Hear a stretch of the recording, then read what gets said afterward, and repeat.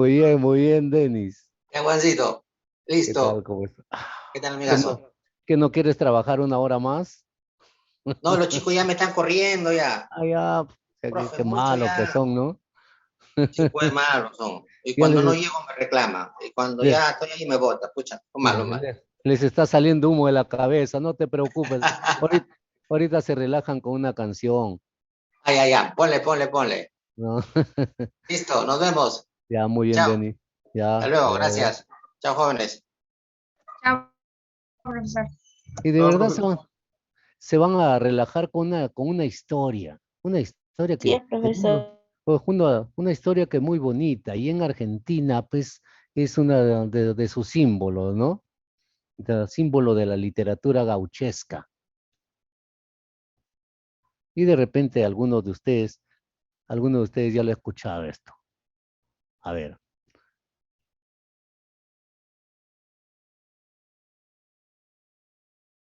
pero me parece que no hay volumen. A ver, Llovía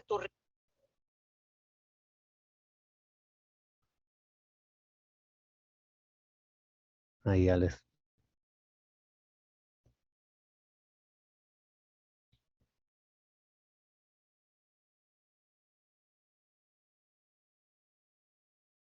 A ver, para que se relajen hasta mientras escuchando esta, este cuento, un cuento que es cuento.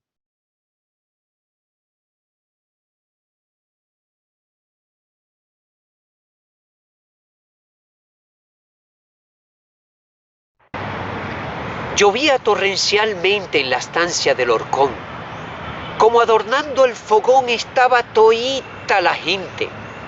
Dijo un viejo de repente: les voy a contar un cuento ahora que el agua y el viento traen a la memoria mía cosas que nadie sabía y que yo diré al momento. Hay cosas que no podré retratar como se me es debido, una porque se han perdido y otra porque tengo miedo. Pero ya que en el enredo los metí, pido su atención y conocerán por este cuento la leyenda del horcón. Allá en mis años de mozo, y perdone la distancia, sucedió que en esta estancia hubo un crimen misterioso. En un alazán precioso llegó un día un desconocido, mozo, lindo y muy cumplido, que al hablar con el patrón, en la estancia quedó como peón, siendo después muy querido. A los pocos años el amor lo picoteó y el mocito se casó con la hija del capataz. Todo marchaba al compás de la dicha y del amor, mientras pasaban los años en su canción. Y Dios, para mayor bendición, les mandó un blanco y hermoso niño, más bonito que una flor. Los años comenzaron a pasar alegre en su choza. Ella fuerte y buena moza, él grande, hermoso y sin desengaño. Pero misteriosos extraños llegaron y la traición deshizo del moretón sus más dulces anhelos y el fantasma de los celos se clavó en su corazón. Aguantó el hombre callado hasta dar con la evidencia que jamás había pensado. Dijo que tenía un ganado que llevaba para la tablada, que era una buena volada para ganarse unos cuantos pesos. Y así, entre risas y besos, se despidió de su amada. A la 1 de la mañana llegó aquel hombre de repente convertido en una fiera humana. De un solo golpe tiró la ventana contra el suelo en 1000 pedazos y avanzando a grandes pasos vio, lleno de ira y dolor, que su único amor descansaba en otros brazos. Como un sordo movimiento enseguida se sintió. Luego un cuerpo cayó y otro al momento. Ni un gemido ni un lamento salió de aquella habitación. Y cuando los vio difuntos, como para concluir su misión, decidió enterrarlos juntos, donde hoy está el horcón. ¡Ay, Juna!, gritó un paisano. Si es verdad lo que dice ese viejo, aquel hombre era un macho camejo, yo le besaría la mano. Venga, hijo, béseme la mano, porque fui yo, hijo, quien mató a su madre desgraciada, porque en la cama abrazada con otro la encontré. Venga, tata, lo perdono, gritó el hijo de sin encono. Pero ahora, tata, le pido que no me la maldiga más, que si fue madre y audaz, por mí perdónenla la padre, que una madre siempre es madre, déjela que duerma en paz. A que dos hombres se abrazaron como nunca lo habían hecho, juntaron pecho con pecho y como dos niños lloraron. Padre e hijo se besaron, pero con tal sentimiento que el humano pensamiento no puede dibujar ahora la escena conmovedora de aquel trágico momento. Allí están, en el horcón, y poniendo el corazón el anciano en lo que dijo, le pidió perdón al hijo, y el hijo le dio el perdón.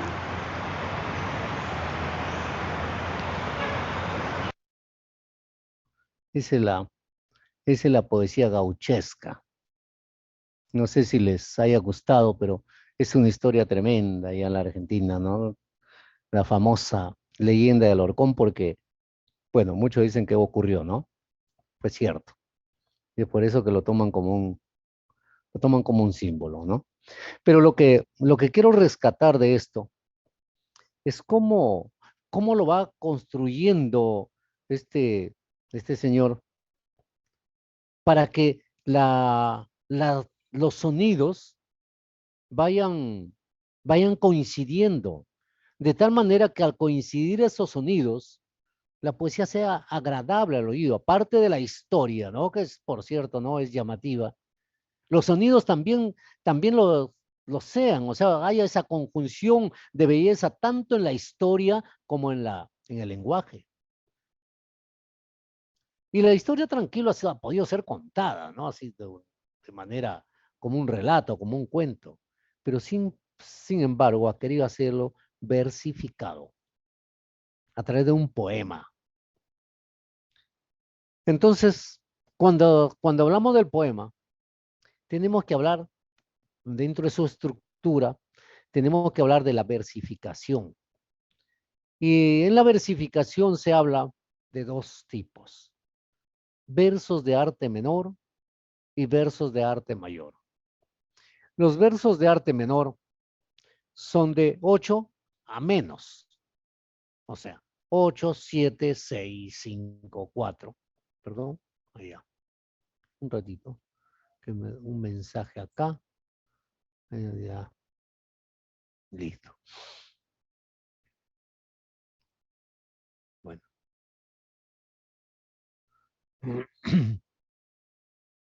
Y le decía, ¿no? Los versos de arte menor, 8, o sea, octosílabo, heptasílabo, hexasílabo, pentasílabo, tetrasílabo, trisílabo, bisílabo, y algunos sostienen que unisílabo, ¿no?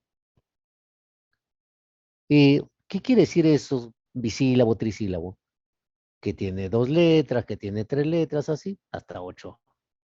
Pues, perdón, sílabas, así hasta 8 sílabas. Y a partir de 9, ya son los llamados versos de arte mayor, que puede ser de 10, de 11, perdón, de 9, de 10, de 11, 12, 13, 14, 15, 16 incluso. Y ya no utilizan mucho más de 16 porque sería extenso, ¿no? El poema ya parecería prosa, ¿no? Entonces, por eso es que mayormente llegan hasta 14, ¿no? Pero sí hay poesías que llegan hasta 16, ¿sí? Son versos de arte mayor. Pero, ¿cómo se mide esto de versos de arte mayor? Acá pongan mucha atención. Y observen, por ejemplo, acá un pequeño verso acá abajo.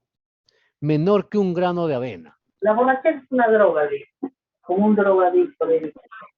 Hoy no,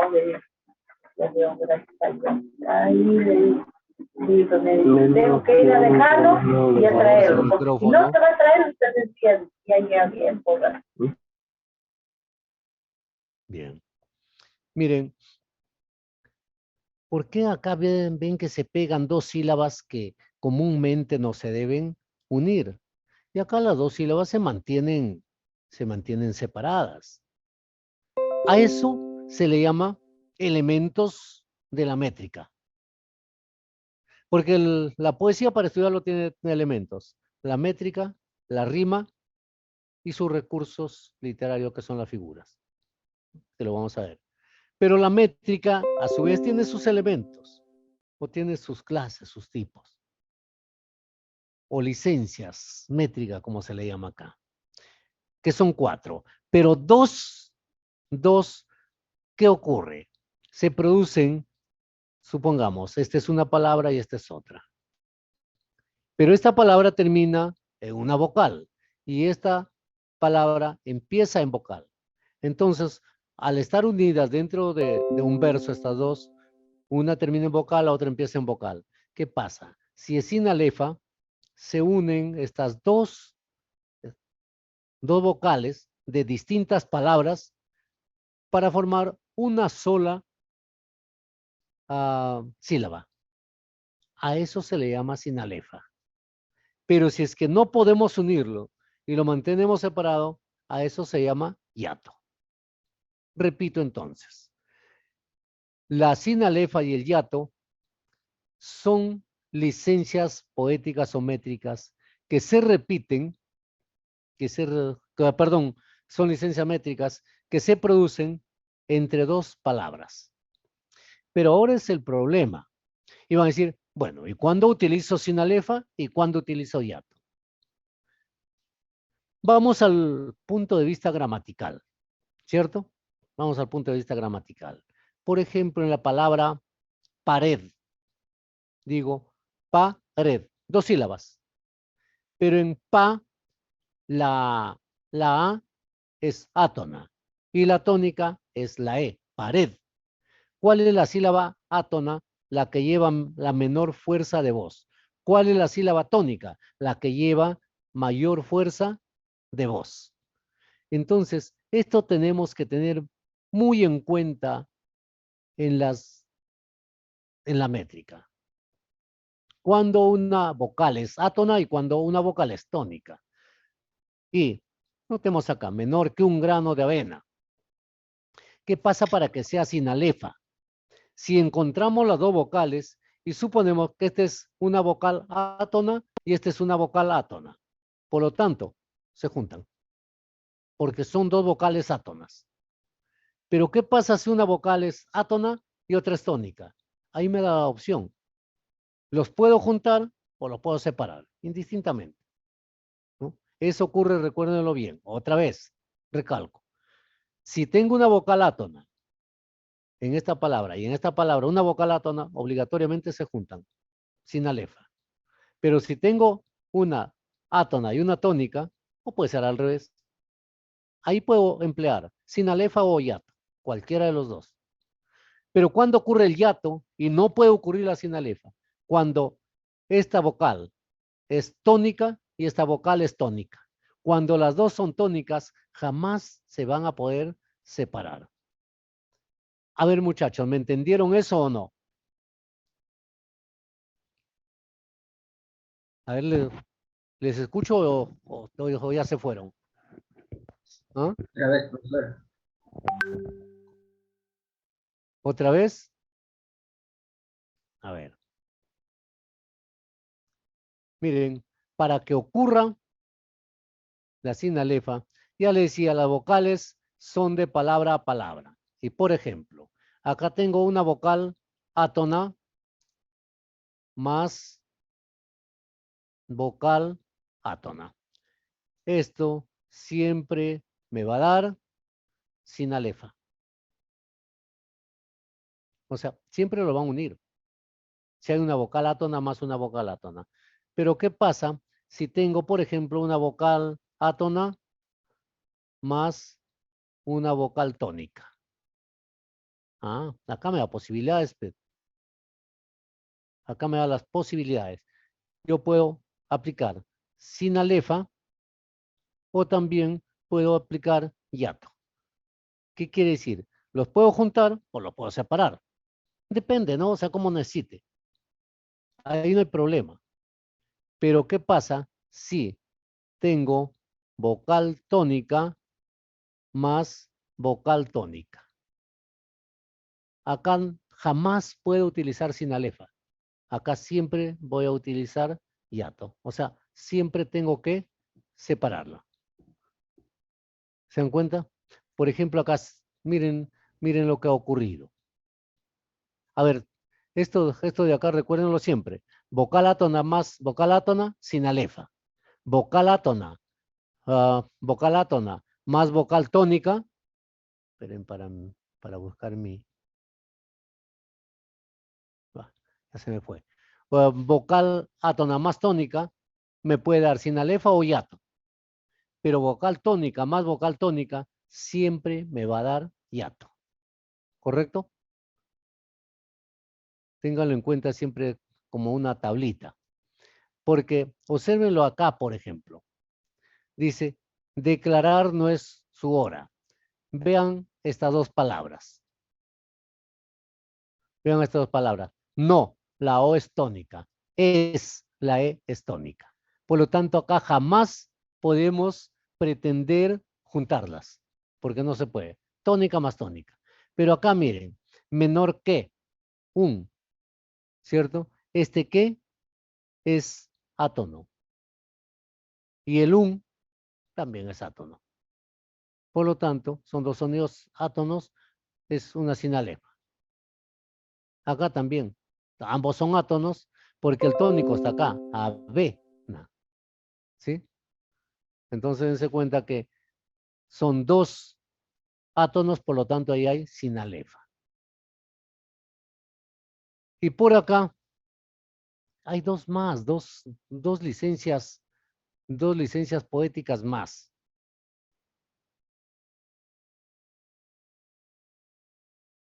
Miren, que estas ya, que le digo, son arbitrarias, casi no lo utilizan. Ya eso es porque, bueno, pues los poetas ya cuando no, ya no sabían, cuando era un mal poeta, ya, no sabía qué hacer, agarraba y colocaba pues, la diéresis y la sinéresis. ¿Qué era la diéresis? Estas dos ya no se producen de palabra a palabra, sino en una sola palabra. Encuentro de vocales. Cuando decía, ¿y ahora de dónde saco una sílaba más? Por ejemplo, acá, con sed insaciable. Quería sacar una sílaba más. Entonces encontraba dos vocales. Le coloca una diéresis en la vocal cerrada y lo separa. Bueno, pero es arbitrario. Y el otro, lo más fácil, ¿no? O sea, la sinéresis. Por ejemplo, en la palabra cae. Sabemos que gramaticalmente dos vocales abiertas se separan, es hiato, siempre. Pero sin embargo acá, en la literatura, agárralo junta, lo escribe junto, no lo separa, y a eso le llama sinéresis. O sea, la diéresis y la sinéresis son dos licencias métricas arbitrarias que no tienen mucho uso. ¿Ya? A ver, ¿alguna pregunta? ¿Alguna pregunta, muchachos? Bien. Miren, y ahora, la ley de los acentos finales. Fácil. ¿Qué es la ley de los acentos finales? También tiene que ver con la métrica, pues. Si un verso termina, noten el segundo cuadrito acá.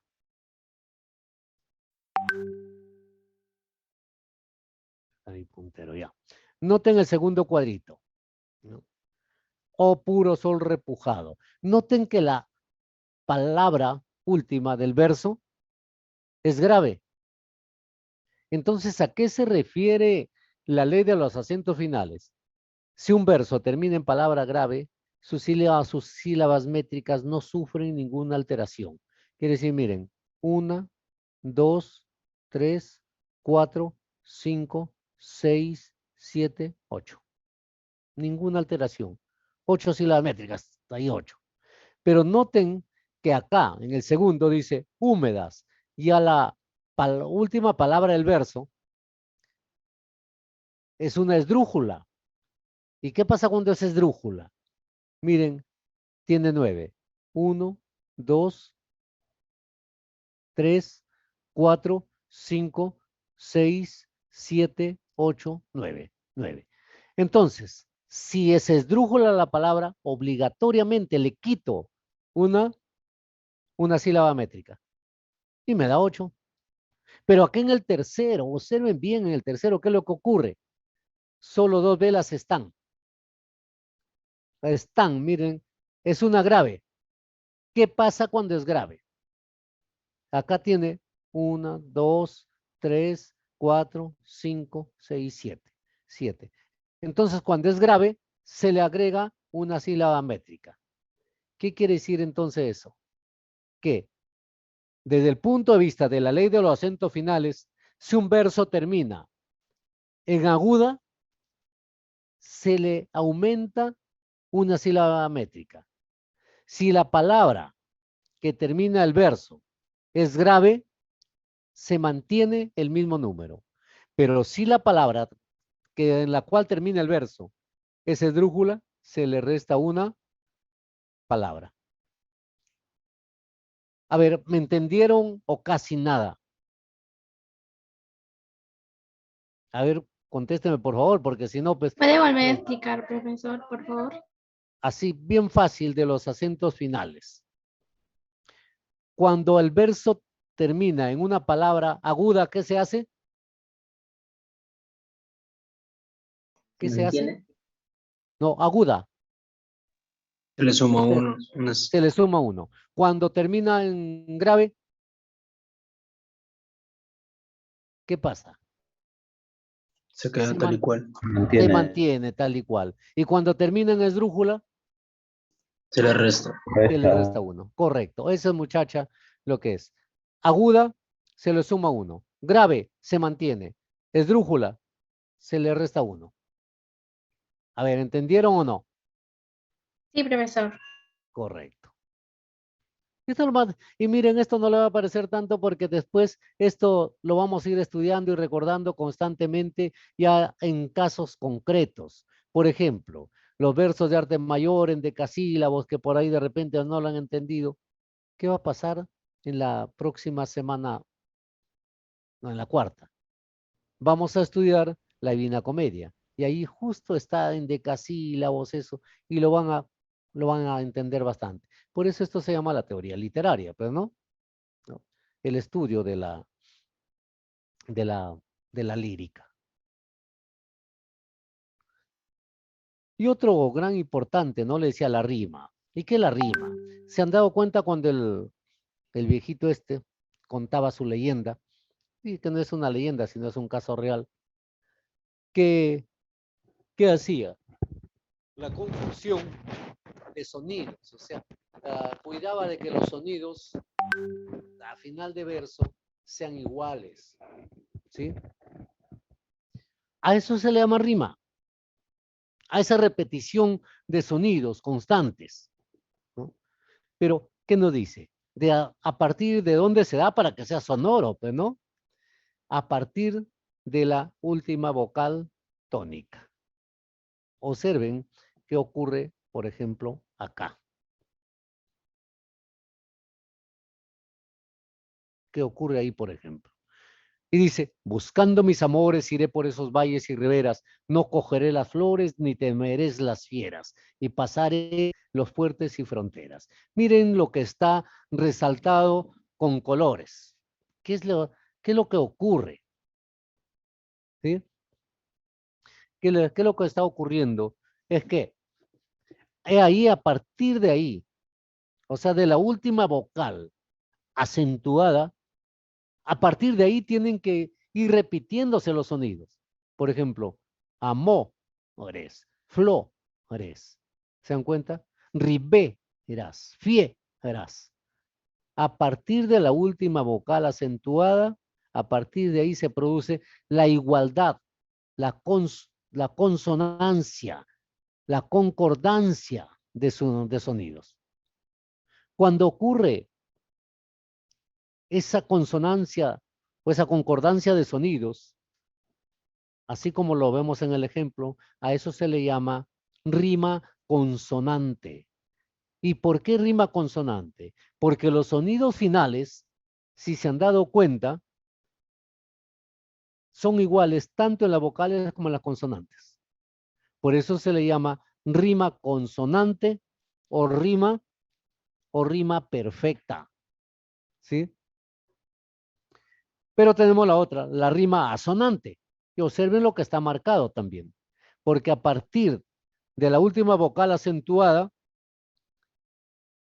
la consonancia sonido tiene que ser igual. Pero la consonancia de sonido solamente tiene en las vocales, no en las consonantes. Por lo tanto, se le llama rima asonante o rima imperfecta. ¿Sí? Tenemos entonces esa clasificación de rima es por su sonido. Recordémoslo, ¿no? La rima, de acuerdo al sonido, se clasifica en dos. Rima consonante.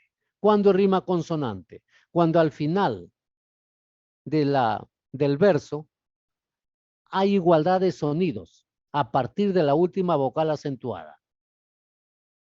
Tanto vocales como consonantes se le llama consonante.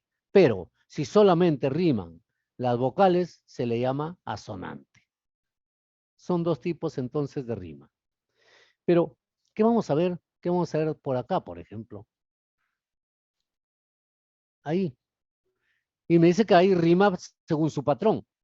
Es que siempre debemos acostumbrarnos, por ejemplo, que acá colocamos una A, acá una B y acá nuevamente una A. ¿Por qué una A? Porque es igual a este sonido. Y acá, ¿por qué colocamos la B? Porque es igual a este sonido. ¿Y por qué acá tenemos que colocar la B? Porque es igual a este sonido. Y si hubiera otro sonido, ya le daríamos la letra C. Y así sucesivamente, ¿no? Entonces, ¿por qué le damos esa A, B, C o A, B, B? Porque hay una rima según su patrón.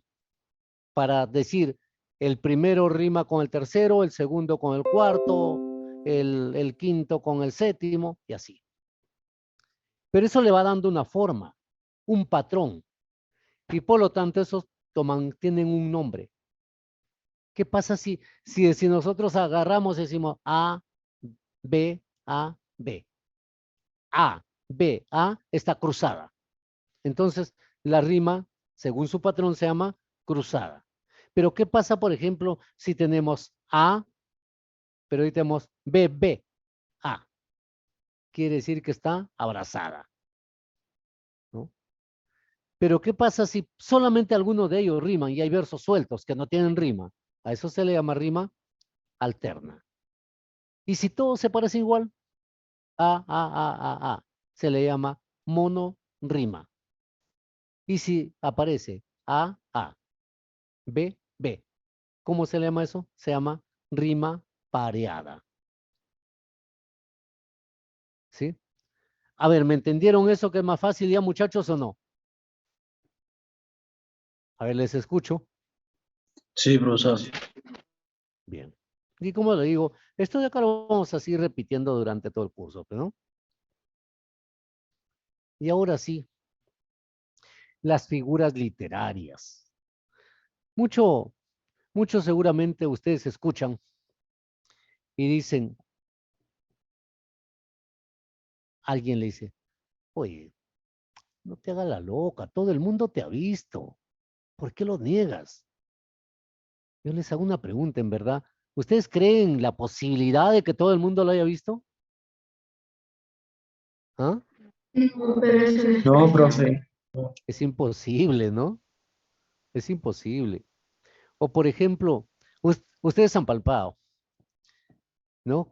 Se quedan mirando a una chica, ¿no? La chica tiene ese extraño, o qué le digo, hay algo extraño en ella que te llama.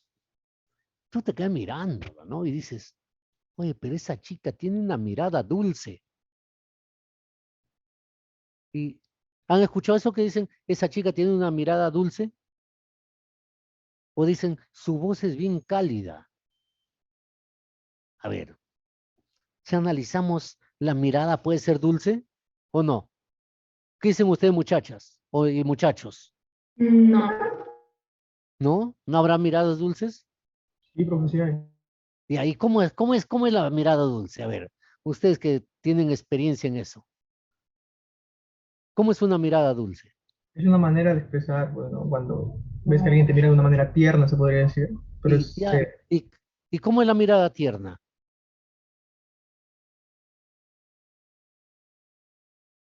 Porque yo entiendo una mirada furibunda de cólera, una, una mirada amorosa, pero cálida, tierna. Bueno, ¿no?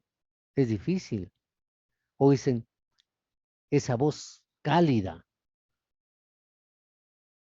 Miren, son recursos que no solamente están en la literatura, sino que la literatura lo recoge, ¿no? Por ejemplo, dice, oye, me he ido por allá, por el asentamiento humano tal, y me han robado mis zapatillas. Uno le dice, oye, pero ¿qué te pasa después? Te has ido a la boca del lobo. Oye, ¿qué es la boca del lobo eso? ¿Qué pasa entonces en nuestro lenguaje? Miren, ¿ah? Que no solamente en la literatura, sino en nuestro lenguaje cotidiano. ¿Cierto o no? Y ahora se está perdiendo un poco también la cuestión, ¿no? O galante, ¿no? Porque ahora ya creo que todo lo ven si alguien le dice cosas bonitas a una mujer y a la mujer no le gusta, se va a la denuncia por acoso y listo, muere ahí. Pero en algunos casos tenía razón, pero no porque hay tanta gente estúpida, pero no. Una vez de verdad me, me reí tremendamente, ¿no? Iba por ahí pues por la avenida